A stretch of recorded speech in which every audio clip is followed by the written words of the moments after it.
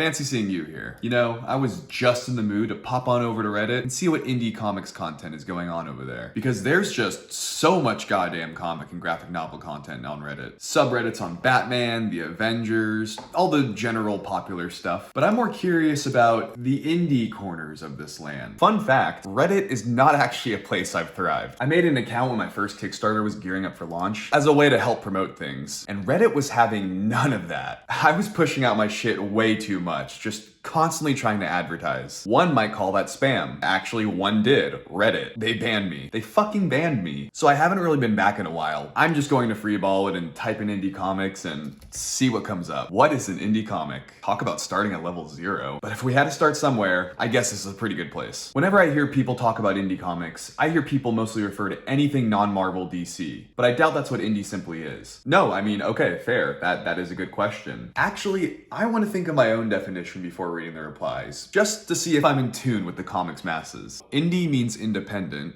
so independent comics.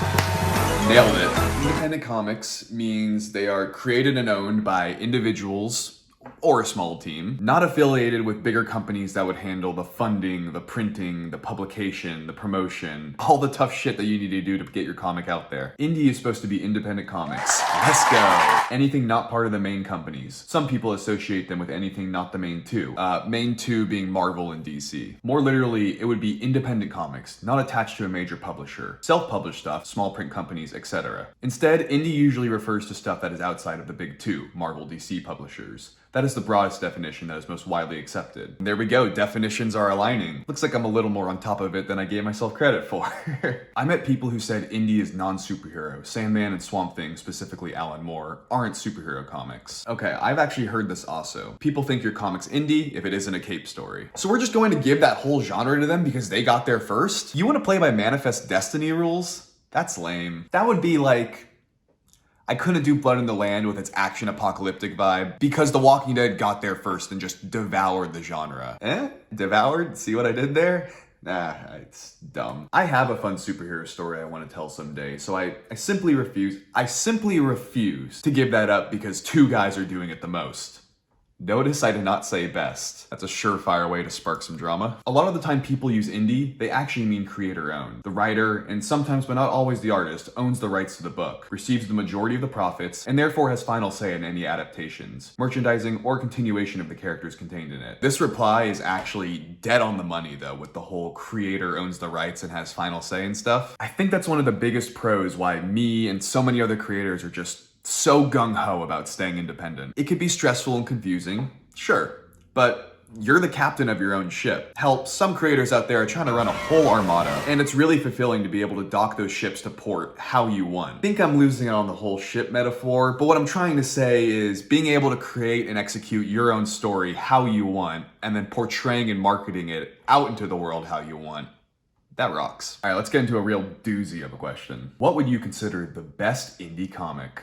That is a stumper. Well, I guess I'd have to say Blood in the Land. Give it a read and prove me otherwise. When looking up good starting points for indie comics, I couldn't find any real consensus. What would you consider the best indie comics? Bone by Jeff Smith. Hard agree. Bone has always been mega influential to me, probably because I started reading it when I was like 8. So I knew the first one on the list. Go me. Let's see if I know any of these others. Oh my god, I don't. Hey, Manifest Destiny. Didn't I just make a joke about that? Jesus, I don't know any of this shit. And I thought I was just being cheeky with the whole I never read The Dark Knight Returns thing to start off my series. I have a fucking road ahead of me. There are so many here. Have you guys read all of these? Like all of these? Because if you have, help me out. Let me know, put me on the path on which one of these I should start with first, because there are like a gajillion here. Damn, okay, that's humbling. Now I have a nice vast list of comics I need to get to reading. And this next post is a great segue. Where are the best places to go to find indie comics? A big portion of the indie comic scene, especially more amateur stuff, seems to be put out on websites like Indiegogo and Kickstarter nowadays. Amateur? Buddy, I am 100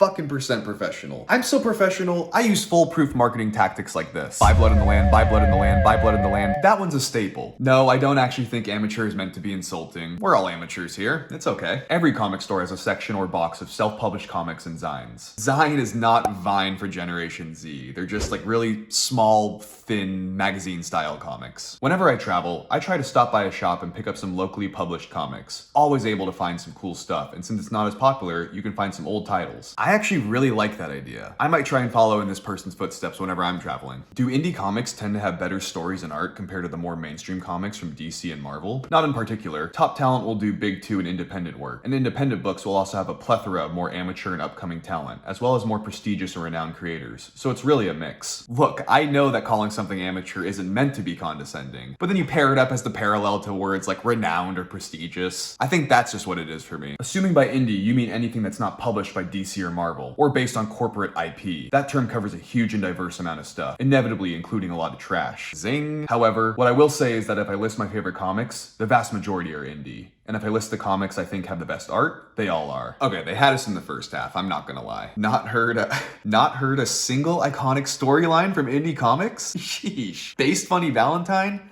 Let me put you on a little something I like to call blood in the land. I'm just going to keep finding ways to tie this all back to my comic. How can I not? You came here to watch me talk about indie comics, and this is an indie comic. I will be brief and say that you can get this physical softcover on the Comics Wellspring store, or you can rent or buy the digital ebook Kindle Unlimited version on Amazon. Both links are in the description. Indies are way more varied in style. Marvel and DC generally play it a bit safe and seem to stick with art stories that are a little similar. You'll definitely get much more variance when it comes to stories in indies, which is why I prefer them most of the time. Marvel and DC both put out books that mostly look very bad according to my taste. Coloring is terrible across the board, and the artists are, far too often, very samey and too focused on realism. The writing is even worse. They get some good writers, but I feel like nearly everything is phoned in. Mainly jobbers, saving their good ideas for the creator-owned stuff, which I absolutely don't blame them for. Hey, look, same. I don't fault them for that at all. When you have a real gold nugget of a story sitting in your head, you don't want to pawn it off to some Spider-Man story, because there's going to be 100 more Spider-Man stories pumped out after yours, and that gold nugget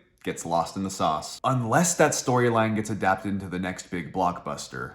High risk, high reward. All right, everyone's pretty much saying the same things, so I'm just going to read the reply that's at the very bottom, which says, no, why would they? Just so confused why this is a question. No, why the fuck would they? Indie comics news. I've got sites that cover the big two at length and talk about smaller ones to a lesser extent, but I'm looking for sites that are good for indie or even underground news. Any suggestions? I'm curious about this too, because I feel like a lot of my indie comics news comes from Twitter, but it can get a little echo chambery, so I'm open to expanding my avenues. The Comics Journal is the big site for non-mainstream comic news and reviews. They mostly lean towards more alternative comics, but they also cover independent genre comics to an extent.